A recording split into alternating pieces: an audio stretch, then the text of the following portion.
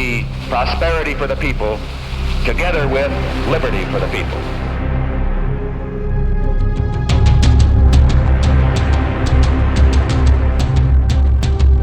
The question is, why are we supporting El Salvador? No, the question was, why are we killing priests in El Salvador? The answer is we're not. Now you be quiet. President Cristiani is trying to do a job for democracy, and the left-wing guerrillas must not take over El Salvador.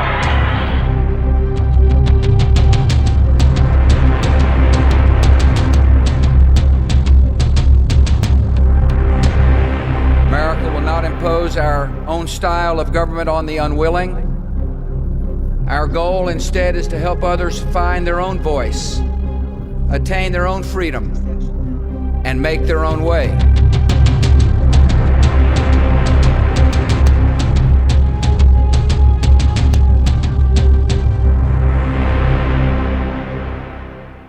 This film is about the struggle of people to free themselves from a modern form of slavery.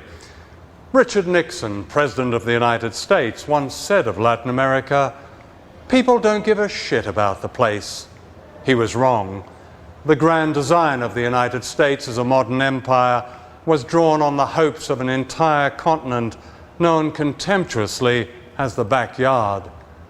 The extraordinary witnesses in this film describe a world not as American presidents like to see it, as useful or expendable. They describe the power of courage and humanity among people with next to nothing. They reclaim noble words like democracy, freedom, liberation, justice, and in doing so, they are defending the most basic human rights of all of us in a war being waged against all of us.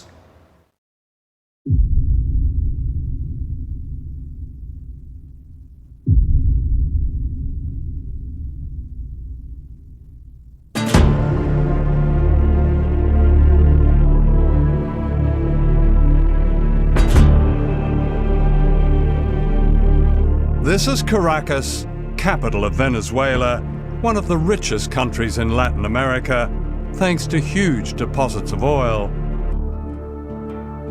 The rich in Venezuela live in leafy suburbs with names like Country Club. Their spiritual homes are Miami and Washington.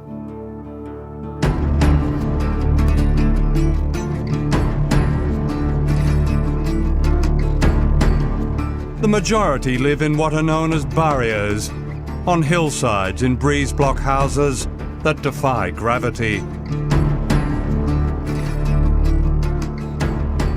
In the past, these people have been invisible, excluded from their own society.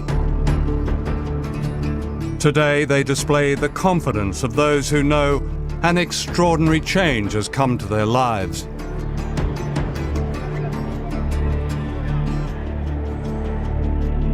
This is Hugo Chavez, President of Venezuela, the voice of the barrios.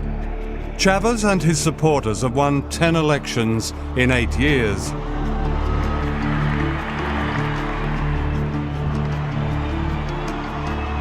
He's the symbol of an awakening of people power, driven by great popular movements that are unique to Latin America. Se acabó el caciquismo de aquellos caudillos adeptos, esa falsa democracia de las élites en Venezuela se acabó. It's no surprise that Chavez, with the help of an aggressive media coverage, has become a hate figure in the United States. Because what he represents is another way, and a threat to American domination.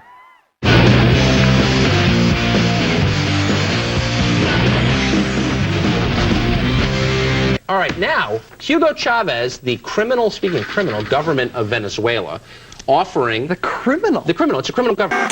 In my opinion, in the opinion of a lot of people in our government, Hugo Chavez represents an extreme threat, not only to our nation, but to our hemisphere. He should have been killed a long time ago. By whom? And anyone who believes by anyone. ¿Hay café por ahí? Absolutely. Do you want a cup of coffee? Yes, yes. Era una de mis lecciones de inglés de secundaria. Do you want a cup of coffee? Do you want a glass of milk? Do you want a glass of water? English lesson 1.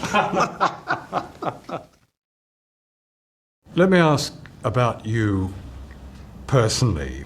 I mean, traveling with you for the last couple of days, I've seen a man who's clearly deeply committed to what you want for the Venezuelan people.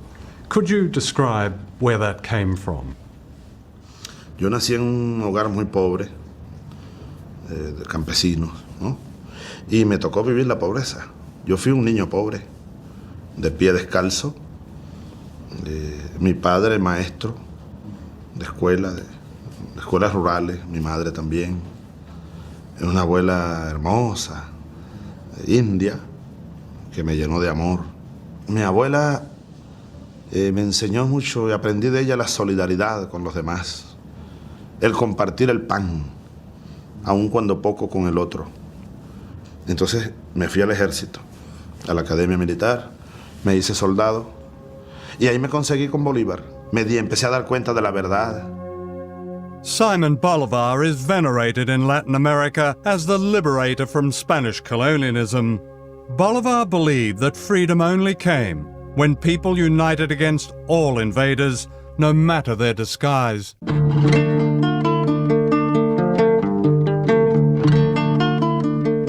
Today, the people of Latin America are again rising up against an empire built on an extreme form of capitalism known as the Washington Consensus. Whole countries have been privatized, put up for sale, their natural wealth sold to foreign companies for peanuts. In Venezuela, they've said, no more.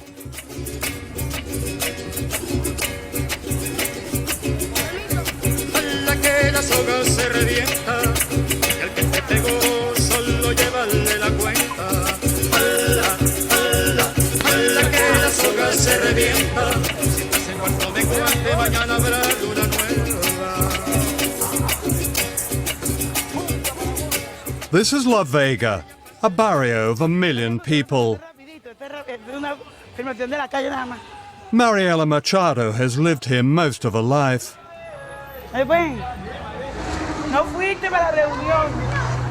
She knows what it's like to be excluded in her own country. Pastora. Mira, yo tengo un hecho muy concreto. En los mapas, todos estos cerros, las casas que tienen allí, aparecían áreas verdes. Así aparecíamos áreas verdes antes del gobierno de Chávez. Antes del gobierno de Chávez no nos sentíamos incluidos en la sociedad. This is called a mission. It's a kind of parallel government designed to bypass the old bureaucracy and deliver real benefits to ordinary people. This is raw democracy, a triumph of the grassroots. Today they're discussing the dream of owning their own homes for the first time. Nosotros no queremos título por tener título. Uno de los objetivos de ser propiedad de la tierra, más que el título, es tener la propiedad para urbanizar, para tener los mismos derechos que por muchos años hemos sido negados. Eso es lo más importante. Si nosotros, de que el que reciba el título, no, ya yo estoy listo y me voy, y no venga a la asamblea parroquial, porque después del título hay otras cosas mejores, es la urbanización de nuestros barrios.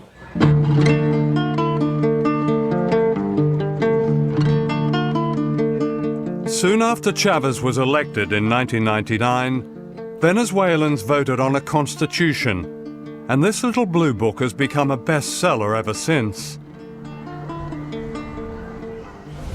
This is one of a chain of supermarkets set up in the barrios, funded by the proceeds of oil.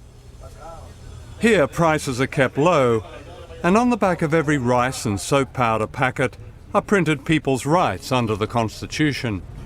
Does it really mean something to you to see it there? No, claro, porque Yo no sabía lo de que teníamos derechos como cualquier otro, pero, y en este que nos habla en el artículo número 23, ¿verdad? Que nos habla de la política nacional y legislación. Mira, todo eso es, esto por lo menos nosotros nos instruye. Democracia, lo dije hace un rato, delante de nuestro pueblo. Como dijo Lincoln, son definiciones sencillas. Ahora, lo difícil es llevarlo a la realidad. Aquí estamos llevándolo a la realidad. Gobierno del pueblo, por el pueblo y para el pueblo. A una sociedad de incluidos y de iguales, donde no haya exclusión, donde no haya miseria, donde reinen los valores humanos.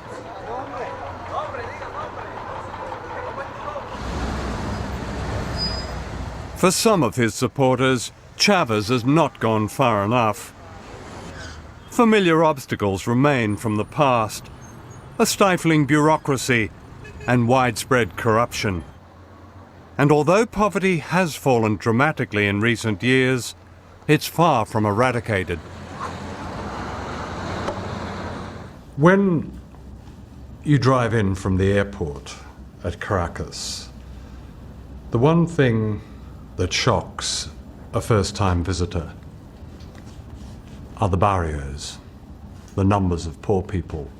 Why is it in Venezuela, which earns so many billions of dollars in oil money, that there still is this poverty in spite of all the changes you've made? ¿Que los pobres de Venezuela siguen siendo pobres? Sí. Yo siempre les digo, no queremos ser ricos.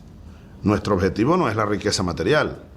Es vivir dignamente, claro, salir de la pobreza y salir de la miseria sobre todo. Y vivir dignamente, ese es el objetivo. No convertirnos en millonarios, el American Way of Life, no, esa es una imbecilidad.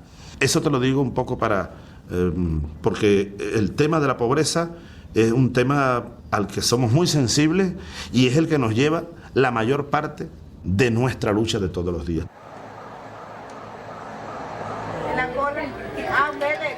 The daily struggle is made easier here. 10 years ago, this clinic would not have been dreamed of. Now, all over Venezuela, ordinary people have free health care, many seeing a doctor for the first time in their lives. Están haciendo un documental sobre Venezuela. Perdona la interrupción.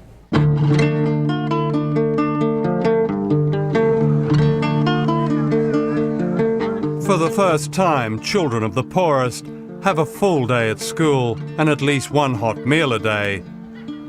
They're learning history and music and dance, often for the first time, and all of this is free. Under the Constitution, the poorest housewives are now paid as workers.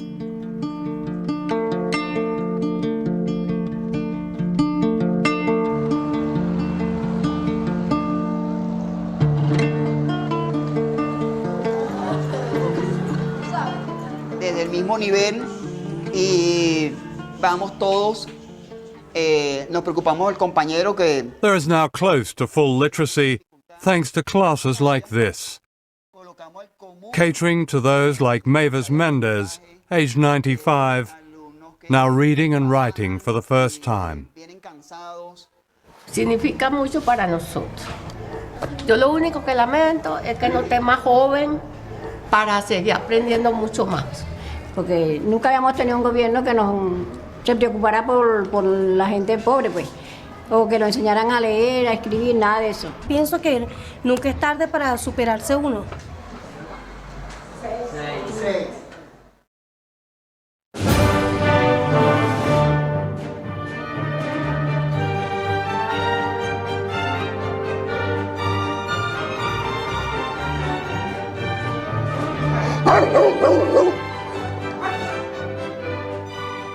This is East Caracas, home to some of the wealthiest people on earth, and what they call here the middle class. I dropped in on John Vink, who agreed to show me around his grand house. Wow, this is such a striking house. Thank you. My goodness. Thank you. Yes. You've been here long, have you? Yes, I did. This is the family home? My family home. We grew up here. John Vink has travelled the world collecting objets d'art. Have you collected all the silverware and chandelier? Is that? Yes, that one I brought from Spain. Yeah. This is a collection of Delft blue. That's why I have them over there so they don't break. This is from Peru. It's silver. But you're thinking of leaving? Yes. Yes. Why is that? Well, the situation of the country. It's getting day by day worse, and well, in what way? Can you? In the political way. Yeah. We thought that this gentleman that's now in power, that he would change the whole situation, because it was a mess. Yeah. But now it's a whole mess. John Vink's view is echoed by Venezuela's powerful media. Mostly privately owned, it combines banality with hardline anti-Chavez politics. Al regreso, veremos otros peligros en las nuevas decisiones oficiales. Que Venezuela se enrumba hacia un régimen muy similar al que impera en la isla de Cuba. Etcétera. Pero a nivel del gobierno, que es el socialismo del siglo XXI, sencillamente el control total por parte del Estado de la sociedad, pues. I mean, a number of journalists now say, well, there is censorship. They have been censored. How can that be? They speak out every morning. They have their shows every day. They speak out, constantly against the government every day. I mean, how can they say this?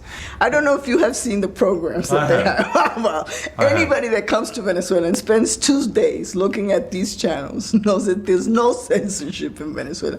You just have to sit down and see those opinion programs between 6 o'clock and 8 o'clock in the morning. Hugo está evolucionando de fascista a nazi. ¿Qué es un nazi con diferencia a un fascista? Fundamentalmente que el nazi asesina. I mean, I don't think in any part of the world you hear the things that they say about President Chavez, about his cabinet, his ministers, the governors, the policies, whatever. I mean, it's even obscene in some ways. It seems to me that everything, including the weather, is being blamed on Mr. Chavez. Nobody blames Mr. Chavez for the weather because it's the only thing left which still works. Okay, all the other thing fell apart entirely. We're talking here 1914, Bolshevik revolution, Russia. This is what's taking place here. And if you go now to... Wait a minute. Look, we're sitting here in your wonderful apartment overlooking Caracas. In Venezuela, you say, es su casa. This is your home. And if you're comparing this with the Bolshevik Revolution, there are no revolutionaries banging on your door, and none of your companies have been invaded. Your good life hasn't really changed. It hasn't changed, has it? Yeah, but as I said before, it is now on a wait-and-see position. If I had come today on a 2-year contract, as I did in 1976, I would fulfill my contract, pack my luggage and go, because I don't see any more future. His critics accuse Chavez of building another Cuba, of being another Castro.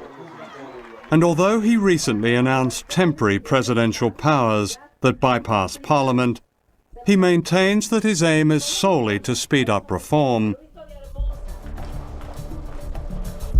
The irony is that unlike Cuba, capitalism has never had it better here. At the Caracas Motor Show, Ferraris and other luxury cars are sold. Smart restaurants and private golf courses and weekends in Miami are booming. What this class has lost is political power over a huge oil economy. I think Venezuela, because it is an oil economy, its middle and upper classes are very much biased towards the US and the American way of life. In a way, they think they are cosmopolitan. They don't feel that they are from this country or that country. They belong to the world. They belong to this kind of privileged people of the world. Miami? Miami, New York, Paris. We adore Miami. Miami is our second home. We discovered Miami because Miami formerly was, it was a village. And we were so rich, we went to Miami and we bought houses, apartments, bungalows, boats, cars, everything we bought in Miami. We were the owners of Miami. And so we are very US-minded. In the old Venezuela, the United States played the part of a mafia godfather. The deal was simple. For supplying endless cheap oil, the Venezuelan rich kept a large slice of the profits. The election of Hugo Chavez ended the deal.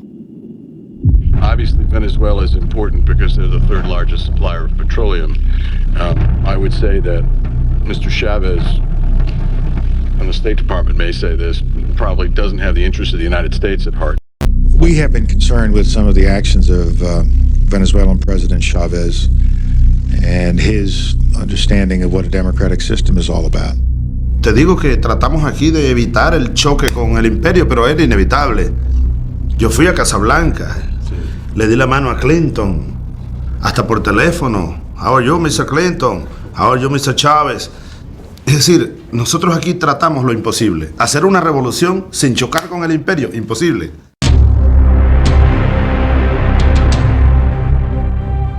In Washington and Miami and the country clubs of Caracas, getting rid of Chavez became an obsession. In early 2002, secret plans were laid by the Venezuelan opposition, with the media leading the attack. ¿Usted cree que el presidente de la República está loco? Va llegando el momento en que todos hablemos de la transición, sin Chávez, por supuesto. Anti-Chavez protesters took to the streets, their anger inflamed by the media. Nunca ha venido alguien tan feo y tan malo como esto. Hugo Satanás Chávez Frías es el anticristo, es el demonio, es el diablo, es diantre, Lucifer. Él es el único que sobra aquí. The campaign to overthrow Chavez came to a head on April the 11th, 2002. An anti-Chavez protest march was called in the center of Caracas.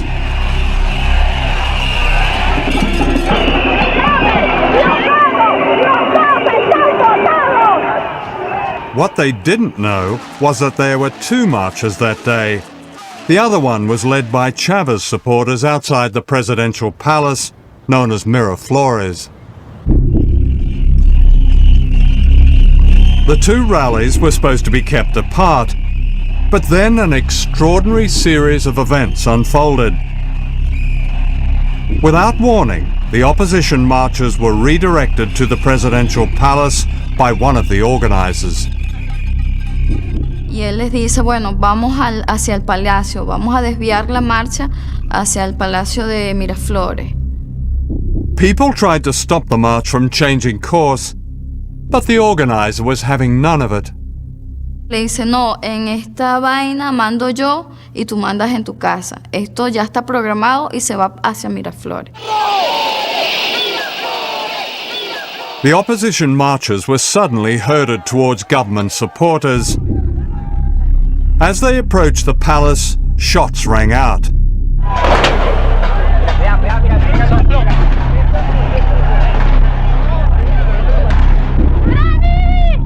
They were being fired upon by snipers, who shot them one by one, many with a bullet to the head.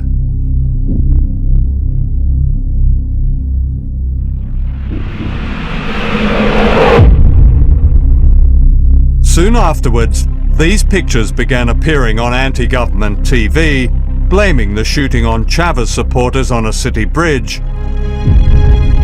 Disparaban y apuntando y descargando las armas automáticas. Bueno, eso queda para la historia, pero gracias a Dios que hay estas evidencias. Y apuntando a la gente que pacíficamente estaba ahí abajo.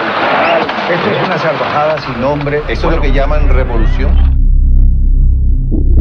However, as this camera angle reveals, there were no opposition marchers on the street below the bridge.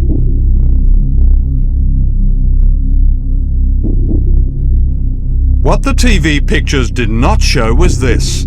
The people on the bridge are clearly trying to protect themselves, crouching down to avoid the bullets of unknown snipers above them and anti-Chavez police units below them. The people on the bridge were actually defending themselves. Entonces era como una zona de combate, de control, y que ellos actuaron bien planificado, estaba súper planificado todo eso. Within hours, these military chiefs appeared on television. They too blamed Chavez and his supporters for the killings. Venezolanos, el presidente de la República ha traicionado la confianza de su pueblo. Está masacrando a personas inocentes con francotiradores. Para este momento van 6 muertos y decenas de heridos en Caracas. Esto no lo podemos permitir. No podemos aceptar un tirano en la República de Venezuela. It was all a setup. The CNN correspondent in Caracas, Otto Neustald, later revealed that the generals had recorded their statement before the shooting. El día 10 en la noche me llaman por teléfono y me dicen la marcha se va hacia el Palacio de Miraflores, va a haber unos muertos y aparecen 20 militares de alto rango pronunciándose en contra del gobierno de Chávez y pidiéndole la renuncia al presidente. En esa prueba ya se habla de muertos cuando todavía no había un solo muerto en la calle y todo sigue como estaba programado. Soon the presidential palace was surrounded by renegade army officers.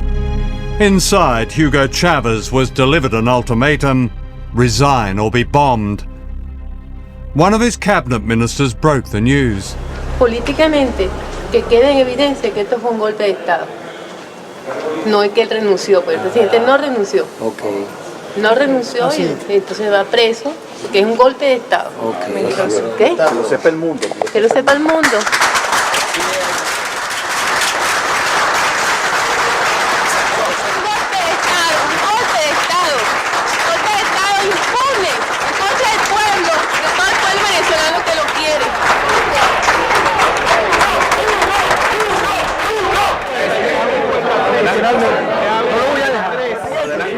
The plotters announced that Chavez had resigned. He hadn't. He was kidnapped.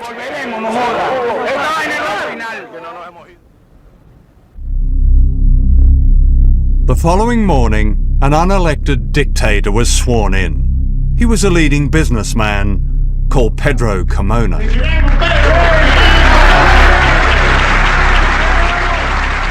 Eso hicieron una fiesta. Yo vi todo ese programa cuando ellos estaban en su programa de televisor. Mire, mijo, usted no tiene idea cómo lloré.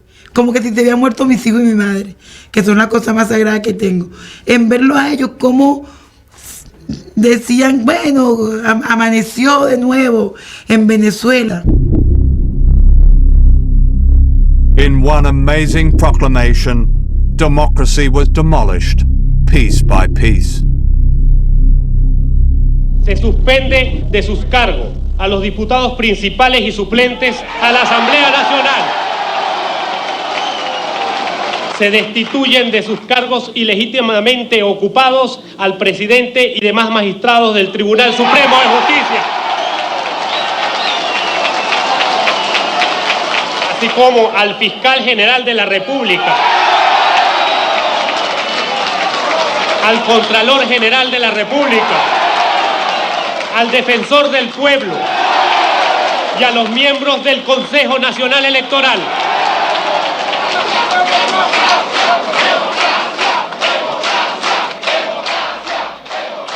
Usted no tiene idea de lo que ese decreto nos hizo.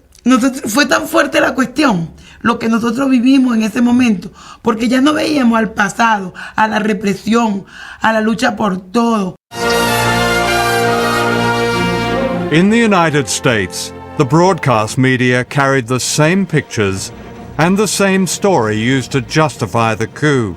The Bush administration made it clear it is happy with the change in leadership in the country responsible for 15% of America's oil imports.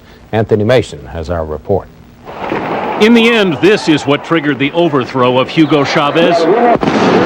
Armed gangs loyal to the Venezuelan president firing on thousands of anti-government protesters. After 16 people were killed and hundreds wounded, last night soldiers surrounded the presidential palace. At the White House, the spokesman of President Bush rubber-stamped the story.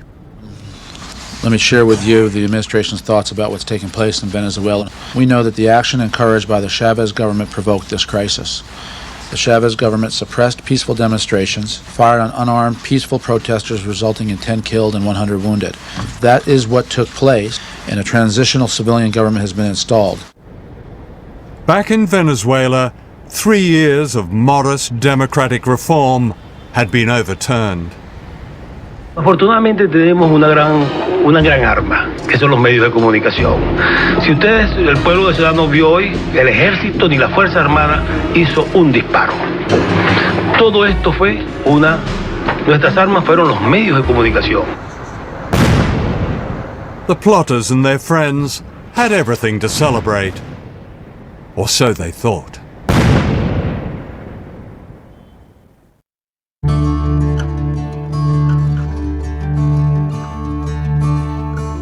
The next morning, distraught people began phoning one of the independent radio stations still broadcasting. Que tanto nos ha costado a los venezolanos. Me duele el alma por mi hijo, por mi hija, por los nietos, por toda esta juventud que va a quedar a la deriva de nuevo en las manos de los alecos y los copellanos corruptos que llevaron a este país al caos total, sin moral. Se fue la esperanza de un pueblo, se fue la Constitución, se fue la democracia, se fue la esperanza de los niños. But hope had not gone. The truth began to emerge that the resignation of Hugo Chavez had been faked. His wife, Maria, confirmed this in a call to the radio station. Me dijo, aún después de muerto, quiero que logres que los organismos internacionales le hagan una prueba de grafología a esa firma, si es que existe, porque yo nunca firmé eso. And the people in the barrios started to fight back. Down from the shanties they came to rescue their president. The farther you take my rights away, the faster I will run. You can deny me, you can decide to turn your face away. Esto es una dictadura, queremos a Chávez. Chávez es el presidente de Venezuela y el pueblo lo ama y lo vamos a defender. No matter, 'cause there's something inside so strong. I know that I can make it, though you're doing me wrong, so wrong. You thought that my pride was gone. Oh no, something inside so strong. Hundreds of thousands surrounded the palace, demanding the return of Chavez. Faced by such people power, the army turned. Es que, desde el punto de vista militar, toda la Fuerza Armada, el 98% de la Fuerza Armada en todo el país, ha reafirmado, ha reiterado su lealtad a la Constitución vigente en Venezuela, a la Constitución de la República Bolivariana de Venezuela.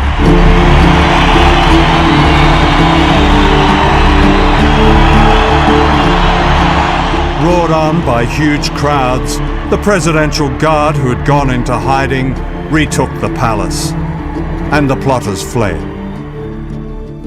Los muchachos, los policías militares que estaban dentro de Miraflores, empezaron a levantar la bandera.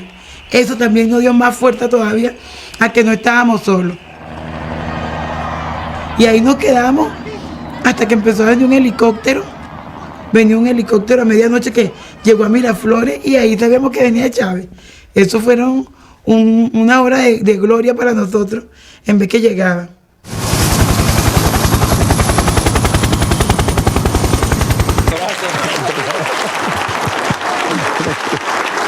Just 48 hours after being kidnapped, Chavez was back in power.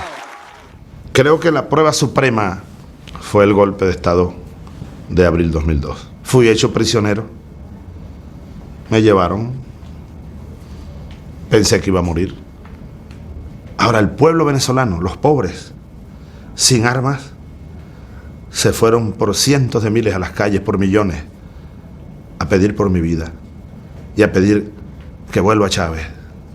Entonces a mí no me queda más nada, después de eso sobre todo, que dedicarle todo lo que me quede de vida a ese pueblo, sobre todo a los más necesitados, sobre todo a los más pobres. As ordinary Venezuelans celebrated the defense of their democracy, some of the leading plotters fled to Miami, and within days it was clear that Washington had cast its shadow over the failed coup. The Bush administration had gone along with the lies of the plotters. We know that the action encouraged by the Chavez government provoked this crisis. As these CIA documents show, it was fully warned and knew all about their conspiracy.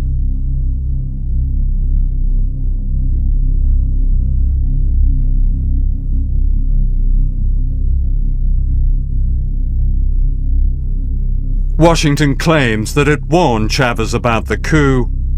This is denied by the Venezuelan government.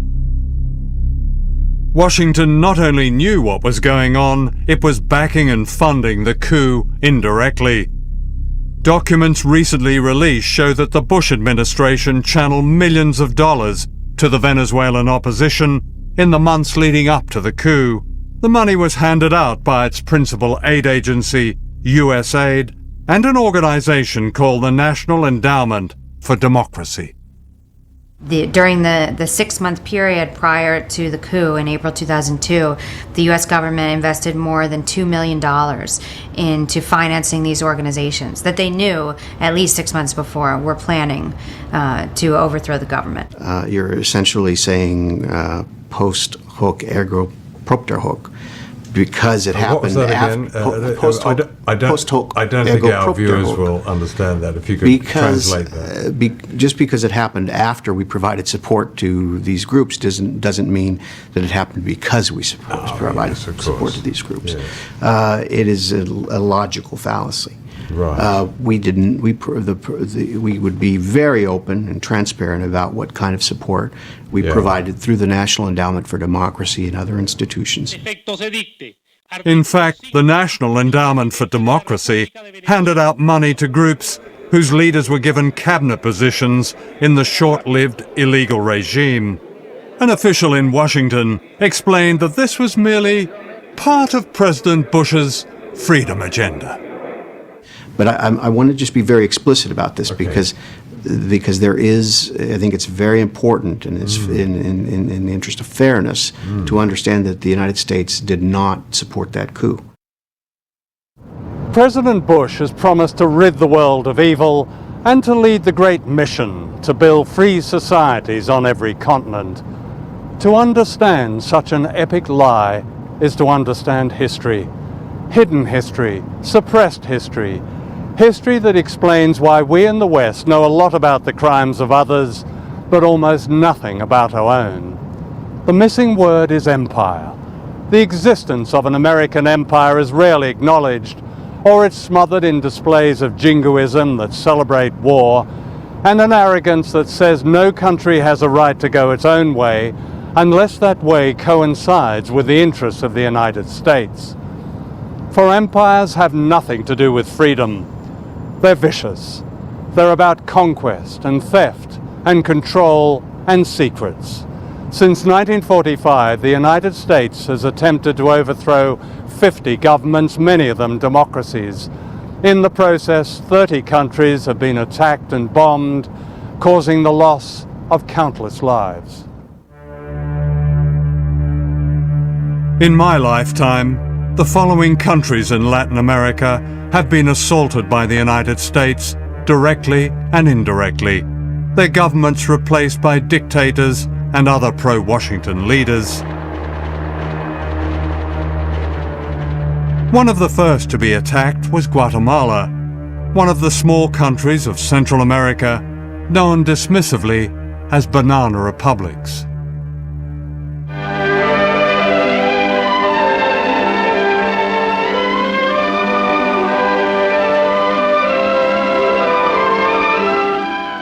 This is Guatemala City as seen from the air.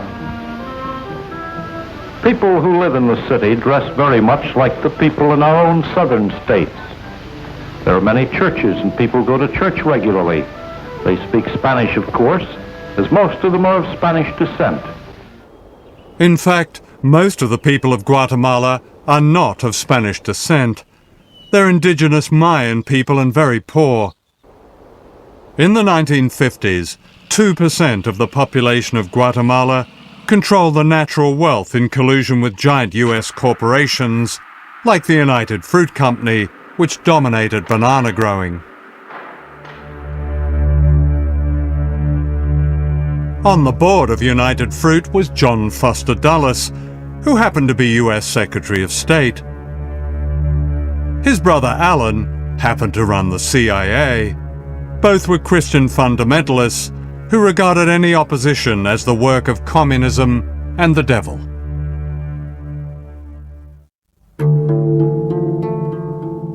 In 1950, this man, Jacobo Arbenz, became the first Guatemalan leader to be democratically elected by a majority of his people, who saw in him the hope of social justice. He was the Hugo Chavez of his day. What was going on in Guatemala is that there was a democratically elected president in 1950, Jacobo Arbenz, who sought to institute a series of New Deal-style reforms in which the state had a greater role in both developing the economy and redistributing wealth. And the centerpiece of that was a land reform. Arbenz was far from radical. His land reform policies were modest. But Washington was having none of it. Howard Hunt was then working for Alan Dulles' CIA. So they said a decision has been made at the highest levels of our government to rid Guatemala of the Arbenz regime, and we would like you to participate in it. You will be the chief of propaganda and political action. In Guatemala, what the CIA did was mobilize every facet of American power. It didn't just isolate Guatemala militarily and diplomatically, but it used the techniques of social psychology in a nearly year-long campaign which created a sense of crisis in Guatemala. What we wanted to do was have a terror campaign to terrify Arbenz particularly, terrify his troops, much as the German Stuka bombers terrified the population of Holland, Belgium, and Poland at the onset of World War II. And that's what they did, so that the United States could control the economy of Guatemala, destroying the dreams of its people. We sowed confusion through the countryside. And of course, by this time, we had aircraft flying over and dropping leaflets and doing a little harmless bombing. A little harmless bombing and a CIA terror campaign cost thousands of lives.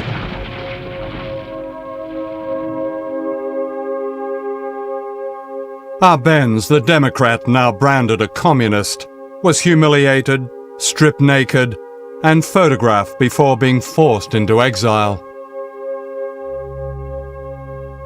Richard Nixon, then Vice President of the United States, flew in to congratulate the new dictators. That Guatemala is going to enter a new era in which there will be prosperity for the people together with liberty for the people. General Rios Montt was to be one of Washington's faces of liberty. During his time as president in the 1980s, thousands of people were murdered by death squads, most of them indigenous men, women, and children. His guns and helicopters came from the United States. President Reagan flew in to warmly endorse the general, whom he described as a man of great personal integrity. In the CIA, we didn't give a hoot about democracy. I mean, it was fine if a government was elected and would cooperate with us, but if it didn't, then democracy didn't mean a thing to us. And I don't think it means a thing today.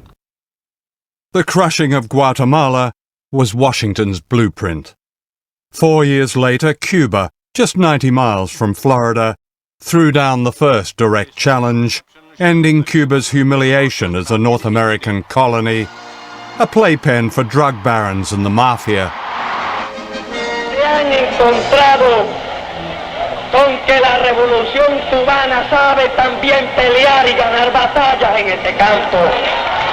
Washington would never forgive Fidel Castro. Under the government aegis, we had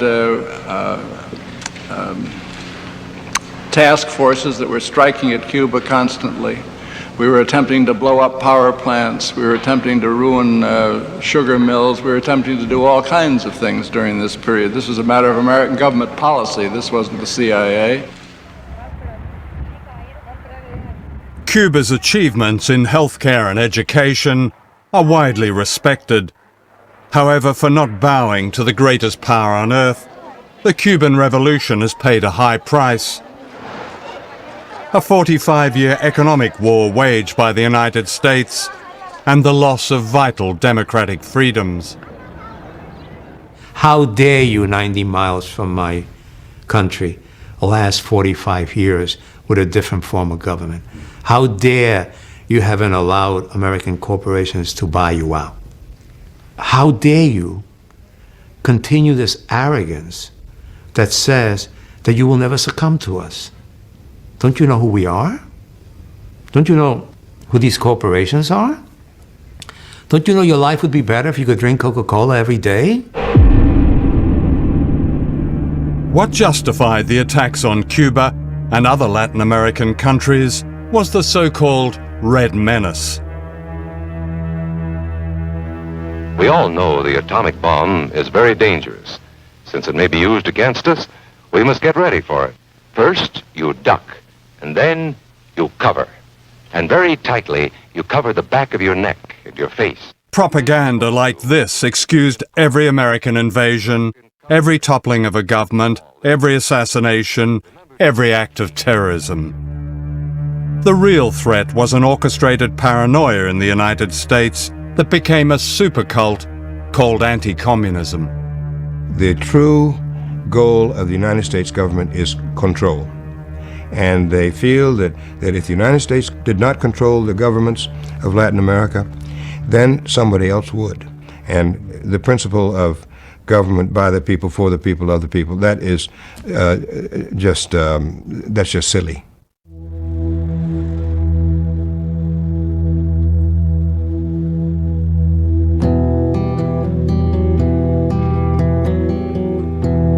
This is Santiago, the capital of Chile. In 1973, the National Stadium was turned into a concentration camp as a military coup, backed by the United States, overthrew the democratically elected government of Salvador Allende. The leader of the coup was a fascist, General Augusto Pinochet, who rounded up Allende's supporters and brought them here. A young medical student, Roberto Navarrete, was one of them. These changing rooms were used as what when you were imprisoned here? They were used as places where people were kept inside here, 50 or more. You can see that there was actually no room to move around here. Even all these places were full of people sleeping here, and there were no blankets or anything. Even some people actually slept here. There was very little room. When they started to torture you all, what did they do to you then? The techniques they used were beating you, especially in sort of places where it could become very painful, with a rubber truncheon, and especially the genitals and the soles of the feet, and the arms and various places.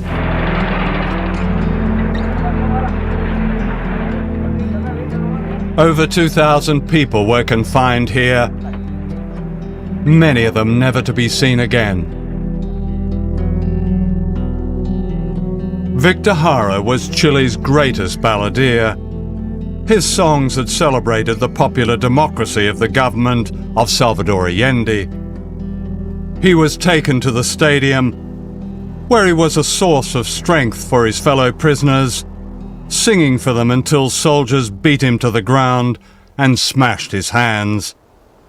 In his last poem, smuggled out of the stadium, he wrote, "What horror the face of fascism creates! They carry out their plans with knife-like precision. For them, blood equals medals. How hard it is to sing when I must sing of horror, in which silence and screams are the end of my song." After 2 days, they killed him. How old were you? I was 18. 18? Yeah. Oh. Does the fear that you experienced then, is that something that imprints itself on the rest of your life? Yes, but we felt it was part of what we were trying to build in this country. What they were trying to build was a just, equitable democracy that took control of Chile's economy from the United States and its proxies. For the invisible people of Latin America, Chile under Allende became an inspiration. In Washington, President Nixon secretly plotted to destroy the Chilean economy. "We're going to make the economy scream," said Nixon. In Santiago, General Pinochet, America's man, sent in his British-made bombers against the presidential palace. It was September the 11th, 1973, a date that held an infamy and irony 28 years later. My wife and our children were at the house, and they had a marvelous view of these planes winging over and then dipping down and sending their bombs into the Moneda. From inside the palace, Allende refused to leave, true to his promise not to surrender the government for which the ordinary people of Chile had voted. He broadcast this last message, then he shot himself. Trabajadores de mi patria, tengo fe en Chile y su destino. Sigan ustedes sabiendo que mucho más temprano que tarde, de nuevo abrirán las grandes alamedas por donde pase el hombre libre para construir una sociedad mejor. ¡Viva Chile! ¡Viva el pueblo! ¡Vivan los trabajadores!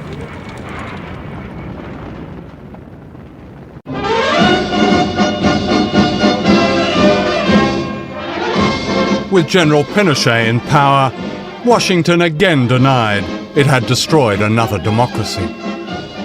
We had no contact with any of the people that carried out the military coup, and therefore the coup that overthrew Allende was done without contact with the United States. A very different story is told by these secret documents. In October 1970, the CIA cabled its man in Chile. It is firm and continuing policy that Allende be overthrown by a coup. When that happened 3 years later, a US official cabled back to Washington. Chile's coup d'etat was close to perfect. Fascism is a word that's often misused, but you've experienced it, the real thing. Yeah, I think so. I think When did you realize that you were ensnarled by fascism? When did it manifest itself? I think it was evident from the very beginning. The ferocity, the sheer brute force that they use, the disregard for any kind of human dignity. I mean, their aim was really to make you into a thing. I think in order to protect themselves, because if they made you into a Sikh, then they didn't have to have human feelings towards you. They dehumanized you from the very beginning. Once again, a Latin American elite was delighted to be rescued by fascism. Our country has to be well set, has to be well run, well worked, and see that everyone does the work. Because if they don't, then that country goes to the dogs. And this is the one man that's been able to hold them. I don't believe there's any torturing done in this country. Because you understand one thing. Why torture somebody when you can shoot them?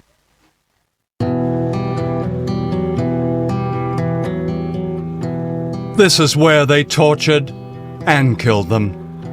Villa Grimaldi was once a palatial home in a suburb of Santiago.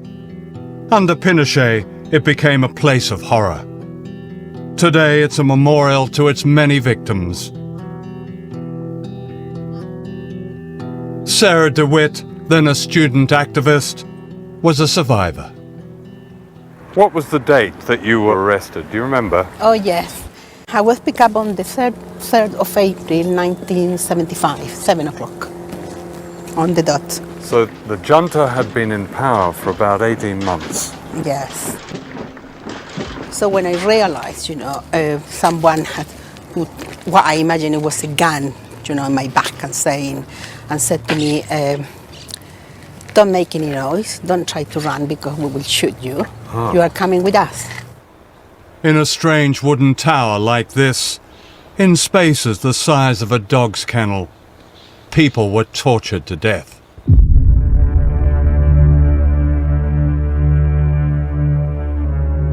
They took me to this room. They were punching me, hitting me, grabbing my nipples, telling me that I was a whore. So they asked me to take off my clothes and they tied me up. And then they started giving me electricity. Now, the electricity was all the time inside my vagina, in my breast, and then it was going round, round my body, my legs, my arms.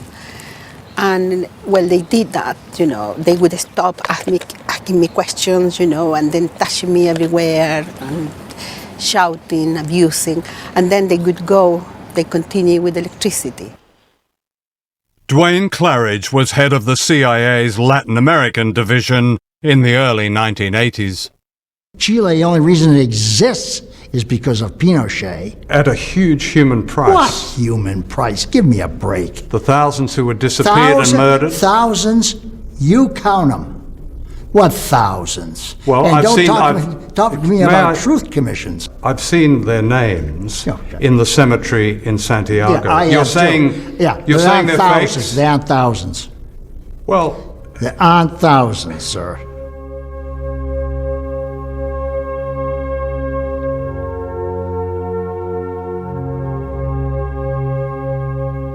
There are thousands, each name documented by human rights organizations, some of them remembered here on the memorial wall at Villa Grimaldi. You have a couple of friends there, like Jacqueline? Yes, I have friends, mainly people from my training. There is a girl there, Jacqueline Drugy, another one, Cecilia Labrin. She was pregnant, Cecilia, 3 months pregnant when they took her. They took another woman, Elizabeth Recas. She was 7 months pregnant. She went missing as well. Doesn't bear thinking about, does it? No, because sometimes, I think about what were they feeling, when they were being killed and why, and well, sometimes I think too much and I start feeling, like the pain. What do you feel when you are being killed? And in such a way that I find frightening, really. Yeah. Because you wish, that you could have done something for them. Such the isolation, you must feel totally, I don't know, what do you think, really? Alone. Yeah, very, very much alone.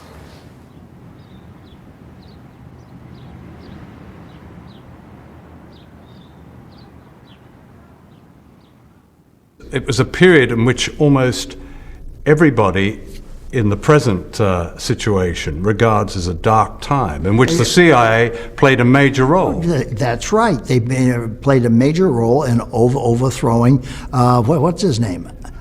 What's his name was Salvador Allende. Yeah, fine. Okay. He was democratically elected. Right. Okay. Is that okay to overthrow a democratically elected government? Is it okay? It depends on what your national security interests are. Are you denying that Pinochet caused huge suffering in that country? I am huge. I don't buy. That he committed crimes, I agree. But it's worth it. Huh? Is that what you're saying? Those crimes are worth it? Yeah. Sometimes, unfortunately, things have to be changed in a rather ugly way. Levántate y mira la montaña, de donde viene el viento, el sol y el agua. Que manejas el curso de los ríos. By the late 70s, most of Latin America was controlled by dictators, including those like Pinochet, who were openly fascist. All of them were backed, directly and indirectly, by the United States. They sent their henchmen to be trained here at the School of the Americas in Georgia. Officially, it was described as little more than a Boy Scout camp, teaching American values such as respect for human rights. In fact, from these manuals were taught interrogation and torture techniques. Major Joseph Blair taught at the School of the Americas in the early 1980s.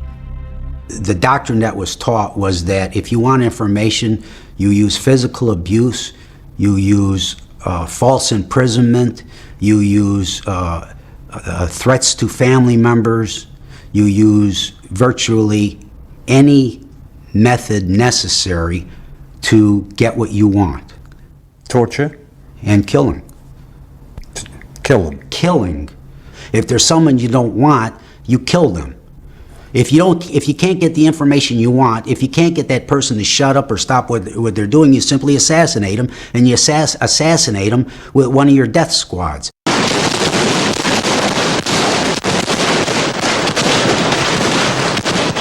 This is a death squad in action in El Salvador. Actually, it's the National Police, many of whom were trained at the School of the Americas. Here on the steps of San Salvador Cathedral, they're gunning down mourners attending the funeral of Archbishop Romero, who was murdered as he said Mass on March the 23rd, 1980. This man, Robert d'Aubusson, gave the order to kill the Archbishop. Major d'Aubusson was Washington's dirty secret in El Salvador. He was trained at the School of the Americas. According to the Truth Commission and a whole swathe of human... Come on, John. This is where we're going. You're wasting my time. That's all bullshit. Those people all had agendas. So it was bullshit that the Salvadorian military were murdering tens of thousands of people. I bet you can't count more than 200 in the whole 10 or 12 years. We can count 200 in this one village alone. They were mostly women and children, systematically murdered in just one day and night in December 1981 in the village of El Mazote. The killers belonged to a special battalion of the El Salvador Army trained by the United States. There were few survivors. Vio que las mujeres se abrazaban llorando y gritando que no las mataran. Yo por estar peleando por mis hijos, no los quería dar, no los quería dejar yo, decía que me moriría con ellos. Pero me los quitaron de mis brazos. Cuando se oía que estaban matando a los niños por la noche, se oían los gritos de los niños, y les gritaban a sus mamás y a sus papás. You're taking the stuff from these propaganda mills. And I'm not interested. What are the propaganda mills? All these things, this truth thing and all that, they're nothing but propaganda mills. Do you really think I didn't know so.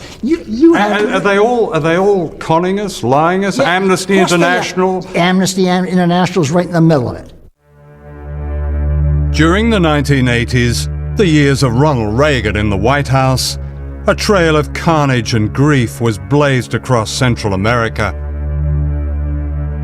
I reported America's war against Nicaragua, which had the temerity to overthrow a Washington-backed dictator, Somoza. The CIA attacked Nicaragua with death squads known as the Contra. Why did Washington attack such tiny countries? Because the weaker they are, the greater the threat. People who can free themselves against all the odds are sure to inspire others. What right have you, when I mean you, the CIA, the United States government, or any foreign power, what right do you have to do what you do in other countries? National security interests. But that's a divine right, isn't it? Because the people that you do it to have no say in this. Yeah, well, that's just tough. We are going to protect ourselves, and we're going to go on protecting ourselves because we end up protecting all of you. And let's not forget that. Right. Right? No, I won't. We'll intervene whenever we decide it's in our national security interest to intervene. And if you don't like it, lump it.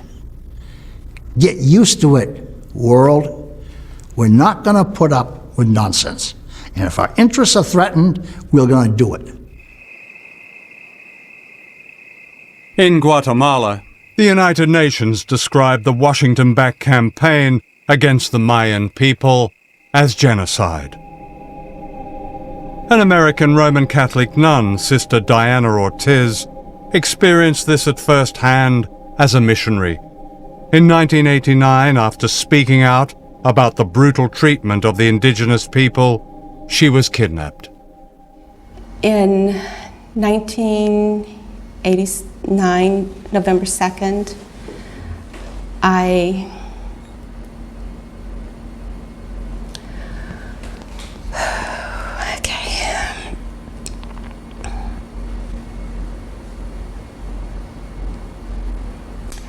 was abducted and I was put in a police car,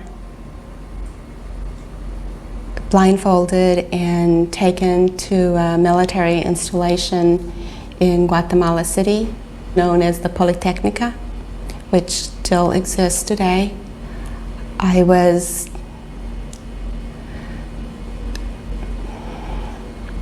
taken to a basement, and I still remember to this day, upon entering the building, the clandestine prison, hearing the screams of people being tortured. Can we stop? For 24 hours, she was tortured and gang raped. During her ordeal, she identified the leader of the gang as a fellow citizen of the United States. I came out a totally different person, but also with new eyes and more attuned to the hurting, the brokenness, the oppression, the deceit of my government. I've heard people say that what happened in Abu Ghraib is an isolated incident. And I have to just shake my head and say, are we on the same planet? Aren't you aware of our history? Isn't history taught in the classroom about the role of the U.S. government in human rights violations? By the late 1980s, Washington's policy changed. Dictators like Pinochet were seen as an unnecessary embarrassment. A new and innovative way of controlling nations was launched. Good morning and welcome. It's good to have you all here to help celebrate the launching of a program with a vision and a noble purpose. The National Endowment for Democracy is, just as we've been told, more than bipartisan. The establishment of the National Endowment goes right to the heart of America's faith in democratic ideals and institutions. It offers hope to people everywhere. Like any new brand, it had a snappy name: democracy. It was largely fake, an illusion of marketing and spin. This brand of democracy meant that whoever you voted for, the policies would be broadly the same, and your country's economy would be in step with the United States. Washington would be your closest friend, or else. In the 1990s, these democracies in name replaced dictatorships in Latin America, with Chile providing the model.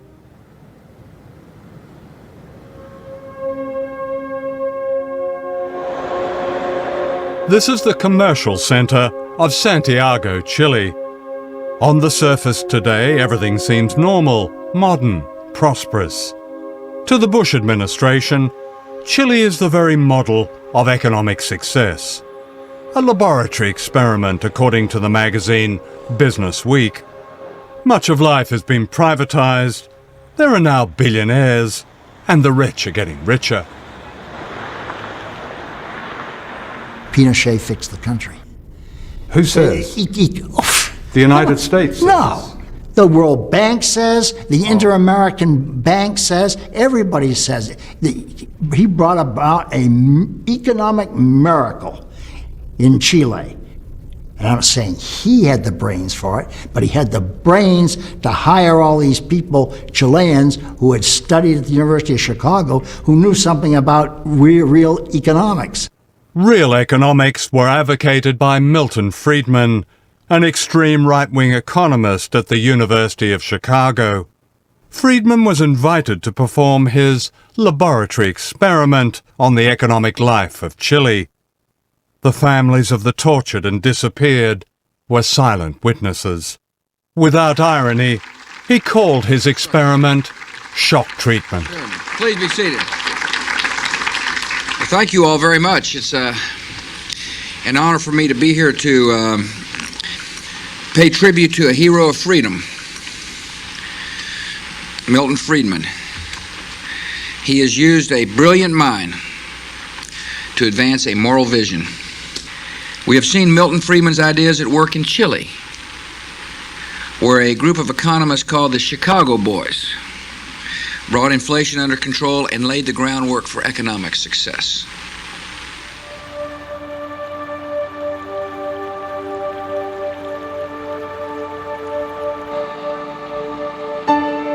This is the other side of the economic miracle.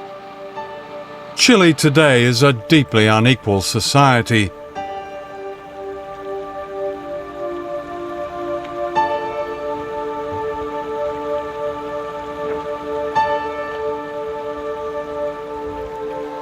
This shanty town is just minutes from Santiago's smart hotels. Hay tantos cesantes, hay miles de cesantes, los jóvenes, y el que trabaja no alcanza para nada. ¿Y con qué paga la luz? ¿Con qué paga el agua? Hay que comprar el gas, todas las cosas que hay que comprar. Diariamente la mamá dice, ¿qué hago para la comida de los niños? ¿De dónde saco dinero?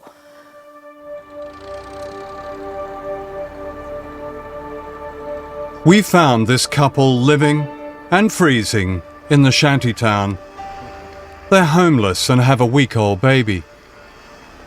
Si usted puede describir un poco cómo es vivir en estas condiciones. Para empezar, el frío en la noche. Difícil. El frío en la noche es súper difícil. Por mi guagua tuvimos que prender la cocina. ¿Cuánta gente en Chile vive de esta manera? En realidad, yo creo que mucha. Mucha gente. Y en peores condiciones que nosotros. Pero hay gente que no, simplemente no recibe ayuda porque no nomás, porque no hay ayuda. ¿A dónde se van a ir entonces? A la calle. Vamos a dormir en la calle otra vez, pues, Ya hemos dormido en la calle. En el extranjero, en Europa y en Estados Unidos y en otros lugares se dice que Chile tiene una reputación como un país rico, acomodado. Sí. ¿Qué es lo que ustedes dicen a eso? Sí, yo creo que puede sí. ser, es verdad, pero Es para verdad, la gente pero que... eso es para la gente que tiene, no para nosotros. Chile is a democracy now, in theory. A complicated voting system splits the vote and discourages real reform. It's a product of General Pinochet, based on a constitution that's also a product of Pinochet.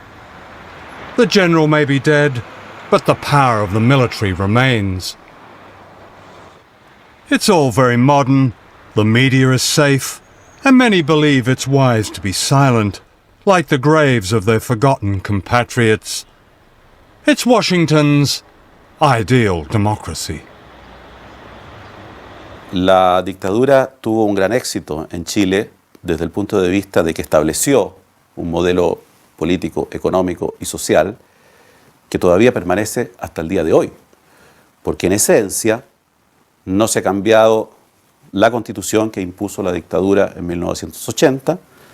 No, nosotros no postulamos democracia porque esa palabra está tan manoseada que no se entiende. Aquí hay una persecución contra los pobres, y no es en Chile, en toda América Latina está pasando eso. Yo creo que la gente que estudia sabe que ese punto de seguir así va a reventar en alguna cosa eso. Yo pienso que el pueblo va a despertar y va a decir, basta, ¿hasta cuándo?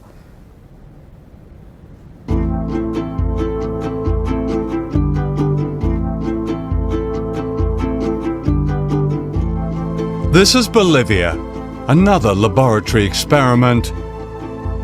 The majority of the population of this spectacular, brutalized country high in the Andes have also been invisible until recently.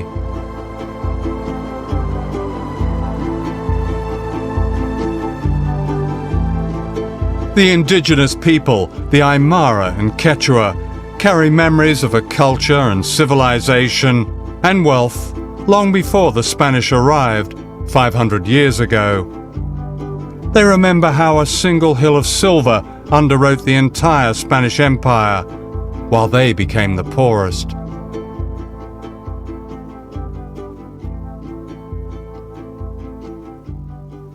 This is the National Congress of Bolivia. Until recently, the faces here were almost all white, the descendants of a tiny Spanish elite which plundered the nation's riches and reduced the indigenous majority to serfdom. It was a pattern of control repeated all over Latin America. The pattern has been broken in Bolivia with the rise of social justice movements of a kind never seen before, and whose democratic home is not Westminster or Washington or any other so-called model, but in the streets, the mines, the barrios, the fields. Governments that defy this popular power, this true democracy, do so at their own peril.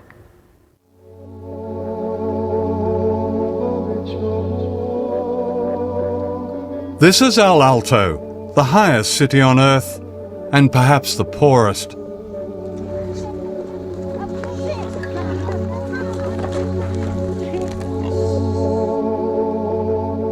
The occupants of this cemetery on the roof of the world are mainly children. Protected, they say, by the sacred mountain Illimani, El Alto overlooks Bolivia's capital, La Paz.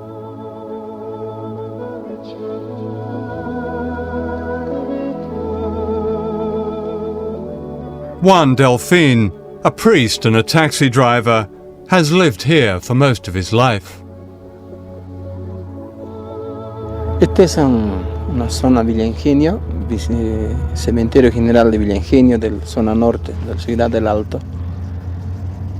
Y aquí hay una triste amargura Hay de todo tipo que están nuestros hermanos, nuestros niños, nuestras hijas, nuestros abuelos y abuelas muertos que están simplemente enterrados. Vemos lo que está, ¿no? Hay incluso una familia, se envenenó toda la familia por falta de trabajo, por falta de economía.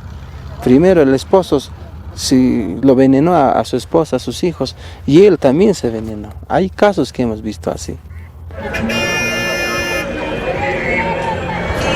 When I first came to Bolivia in the 1960s, El Alto barely existed.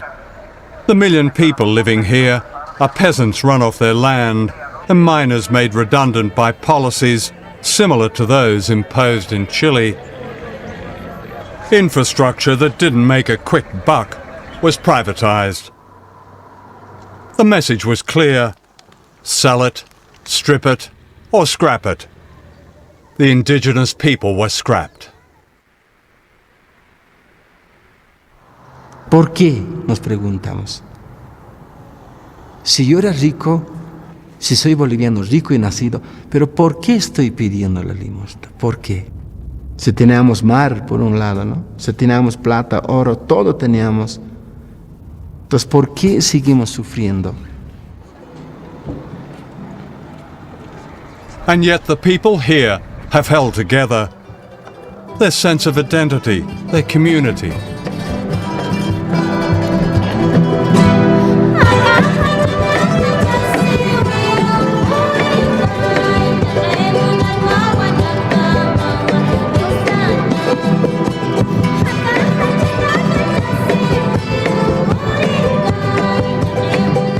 In the year 2000, the people of Bolivia's second city, Cochabamba, fought an epic struggle to win back their most basic resource, water, from a foreign consortium dominated by the American corporation Bechtel.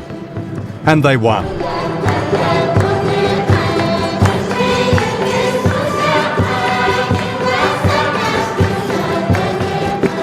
Three years later, in 2003, Bolivia's power brokers were about to get another shock. This is Gonzalo Sanchez de Lozada. Known as Goni, he was brought up in Washington. His English is better than his Spanish.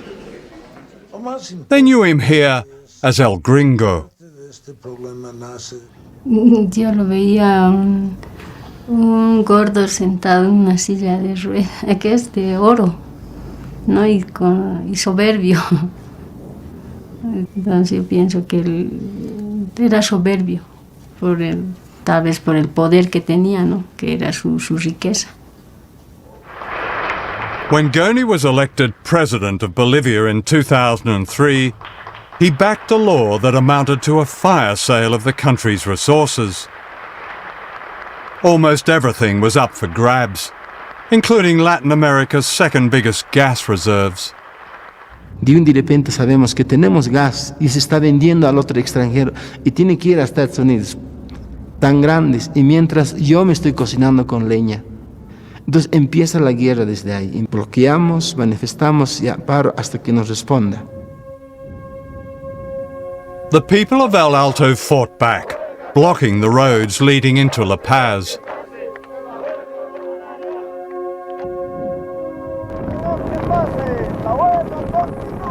Se bloquee, que no se deje, que no vuele una mosca, decían, ¿no?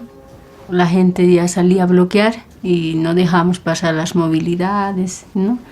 Pero eso se ha ido ya, ¿cómo se dice? Intensificando. Goni's response was the traditional Latin American way. He sent in the army to crush dissent.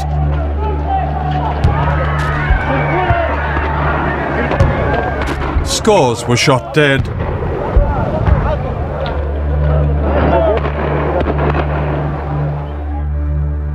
Many were brought to Juan Delfin's church.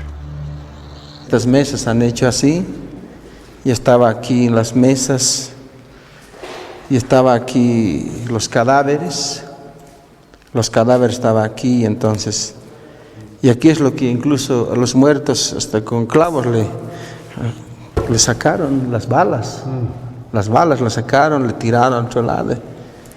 Y era triste el ver aquí. Todo está muy cerca.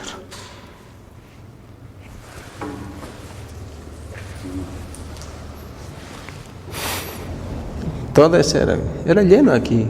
Puros doctores estaba lleno, estaba aquí. Ninguna gente, pero el olor era harto. Y como quedaron huérfanos los aguas de... Lloraban ahí, gritaban ahí, papá, papá, papá.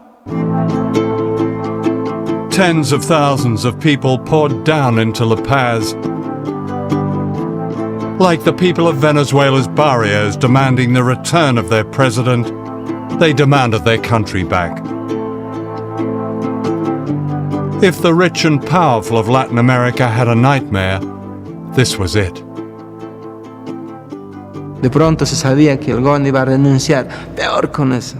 Hemos agarrado como si fuera algo, un ánimo para que él se vaya. La meta era eso, para sacarlo a él. Eso era la meta. Goni fled to the United States and is today living in a smart suburb of Washington. In October 2004, the Bolivian Congress ordered his arrest on charges of bloody massacre. George Bush has said, governments that harbour terrorists are as guilty as they are. Pero toda esta oscuridad estamos así. El oscuro que nos ve. Toda la oscuridad. This extraordinary mural was painted by Juan Delfin. It's a cry of freedom from an entire continent. Todos mataron, pero nosotros defendemos este pueblo aymara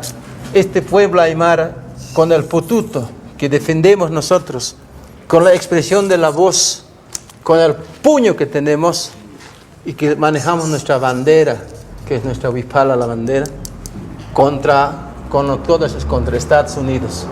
Este es Estados Unidos, la bandera de Estados Unidos. Contra eso estamos nosotros, porque ellos nos han hecho esto así.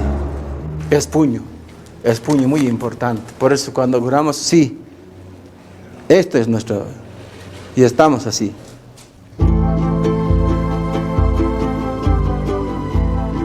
In 2005, the people of Bolivia took an historic step. For the first time ever, an indigenous person was voted president in a landslide. Like Chavez in Venezuela, Evo Morales offered a new democracy and a new beginning. Quisiéramos que todos empecemos a trabajar. Se acabó las fiestas, se acabó la luna de miel, ahora es trabajo permanente para cambiar nuestra Bolivia.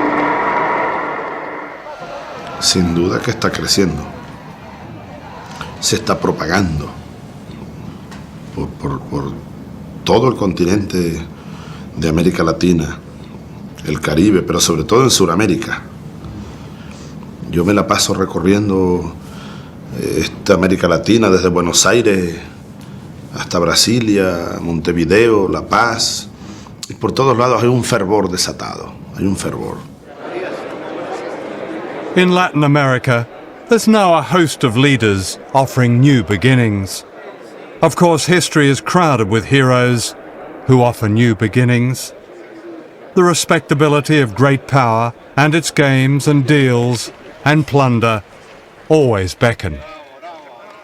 If these new leaders succumb, their biggest threat may not be from Washington, but from the people on the hillsides. I was born by the river in a little tent. Oh, and just like the river I've been running ever since. It's been a long time coming, but I know a change gonna come. Oh, yes it will. It's been too hard living, but I'm afraid to die, 'cause I don't know what's up there beyond the sky. It's been a long time coming, but I know a change gonna come. Oh, yes it will. El futuro es para mis hijos, para nuestros jóvenes. Y esa lucha no es solamente de Chávez, esa lucha es nuestra. Eso que Chávez abrió, que reconoció nuestras luchas, que nosotros estamos dando con él, lo vamos a seguir dando. O sea, la lucha del imperio no es con Chávez, es con nosotros. Llegó la hora del gran despertar. Y creo que Víctor Hugo, terminemos por ahí, yo soy muy victorhuguiano. Víctor Hugo escribió aquello: no hay nada tan poderoso como la idea cuya época ha llegado. El imperio americano llegó a su fin y debe imponerse en el mundo, bueno, el imperio de la ley, de la igualdad, de la justicia, de la fraternidad. Muchas gracias, John. Perfecto. I want Muchas to gracias. see you again. What happened here at the National Stadium in Santiago, Chile, has a special place in the struggle for freedom and democracy throughout Latin America and the world. The vow is never again, and yet it has happened again at Guantanamo Bay and all the other secret places where imperial power, regardless of its democratic pretensions, hides and tortures its perceived enemies. The questions raised in this film are urgent. Are the lives and dreams of the ordinary people of Chile, like the people of Venezuela, like the people of Bolivia, like the people of Nicaragua, like the people of Vietnam and Iraq and Iran and Palestine, expendable, worth only a few seconds on the news if they're lucky? The answer is no. And those who see the world through the eyes of the powerful should be warned. People are rising from the tyranny and oblivion to which we in the West have consigned them. Indeed, their resistance is well underway, as this film has shown. I would say it never stopped and is unbeatable. I go to the movie and I go downtown. Somebody keep telling me don't hang around. It's been a long